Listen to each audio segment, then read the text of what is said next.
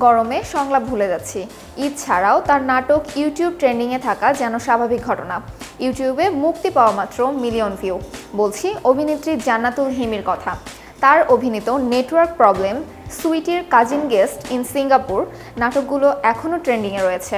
আলোচিত এই অভিনেত্রীর কাজ ও অন্যান্য প্রসঙ্গ নিয়ে লিখেছেন মঞ্জুরুল আলম। প্রায় 1 মাসের বিরতি, ঈদে কাজ শেষ করে পাড়ি জমান কানাডায়।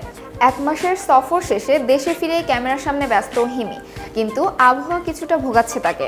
কানাডার শীত থেকে বাংলাদেশের গরমে মানিয়ে নিতে সমস্যা হচ্ছে। হিমি বলেন, 1 মাস শীতে অভ্যস্ত হয়েছি, এখন দেশে তো গরম। 2 দিন হলো শুটিং শুরু করেছি, এদিকে গরম দিন দিন বাড়ছে। তারপরে পুবাইলে শুটিং করছি, গরম তো আছেই, আবার বিদ্যুৎ নেই। এত গরম যে শুটিংয়ের জন্য ব্যবহার করা মেকআপ নিয়ে ঝামেলায় আছেন এই অভিনেত্রী। কিছুক্ষণ পর নাকি মেকআপ গরমে গলে যাচ্ছে, এমন গরমে ভুলে যাচ্ছেন সংলাপ।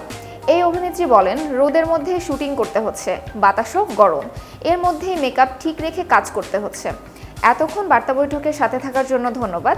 নতুন নতুন তথ্য ও সংবাদ পেতে বার্তা বৈঠকের ইউটিউব চ্যানেল ও ফেসবুক পেজের সাথে থাকুন।